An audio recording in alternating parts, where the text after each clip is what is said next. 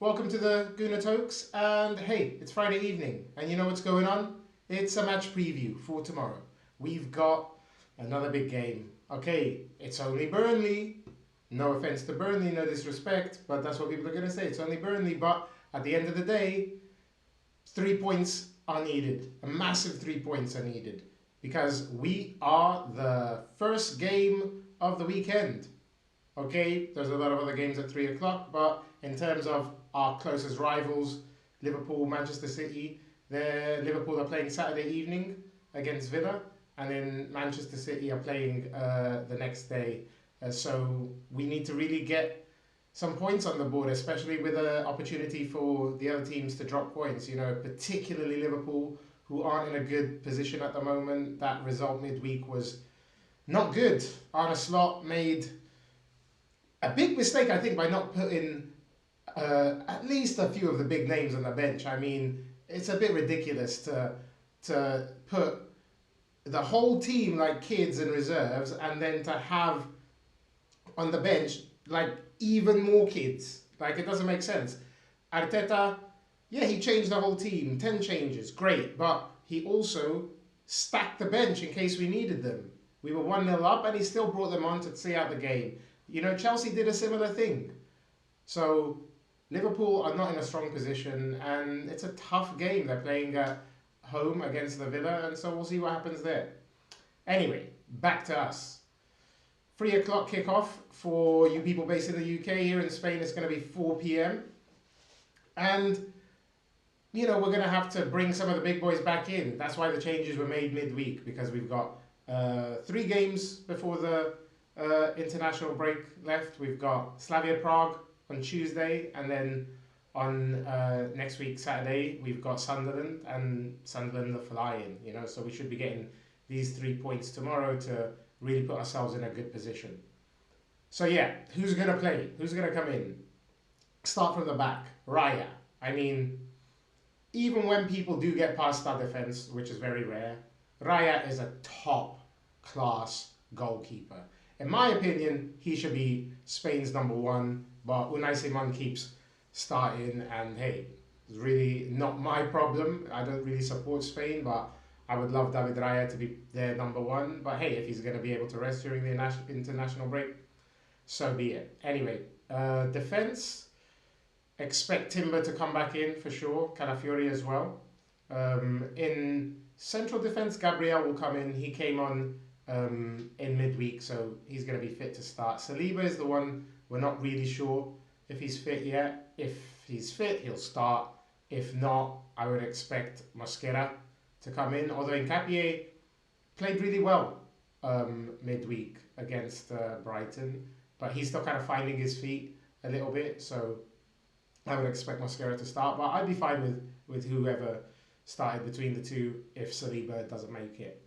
Zubimendi will be back in for sure. That guy, I can't talk highly enough about that guy. When I found out we were going to sign Zubimendi, I felt really confident about this season. He's a top player. He's in Spain here. He's rated as highly as Rodri really now. And whenever Rodri's been missing from the Spain national team, the person who takes his place is Zubimendi, and Spain are still, you know, dominating every game they play really. So phenomenal player to have to come back in. Declan Rice as well, you know, what he can do, box to box, he'll be starting for sure. He came on again in midweek, so he looks ready to start, so expect him to play. Eze should keep his place. I don't see who else would start, unless maybe Arteta, because it's Burnley, would go for Maneri, but Maneri also started at Palace, so I would say it's probably between Eze and Maneri to get the nod there in midfield with Rice and Zubimendi. But Saka, he came on, he got his goal. Good to see him back. You know, star boy, star man really now. The guy has been phenomenal since he came into the first team. I don't need to tell you anything about Saka really. So he'll start. He'll be ready. He'll be hyped up after scoring that goal as well. And I expect him to be able to punish Burnley a little bit.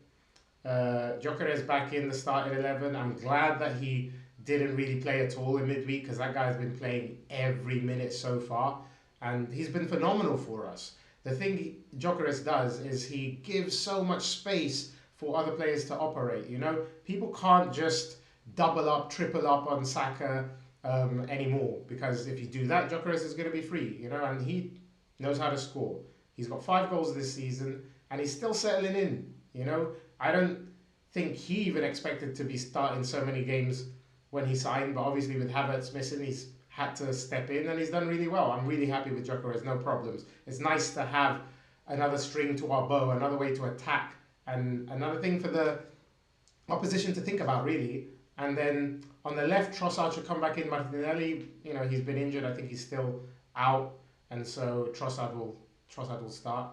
And so more or less, I think that's the team that's going to be. The only doubt I have is maybe Eze and Maneri, but my money would be on Eze starting again and having all the first team around him again. You know, Eze is going to, I think, have a good performance against Burnley. These kinds of games, I think, are perfect for him. He'll be able to drive forward because really, in the last couple of games, Eze has been the one that's been driving through, especially when it was really tough last weekend. He's the one that got the breakthrough against Palace, you know, and so I expect him to be able to play if, you know, Arteta and the medical staff think that he's got the minutes in his legs. And so really that's the team I would put out. That's the team I expect Arteta to put out. And as far as the predictions and stuff for the game, I mean, it's Burnley.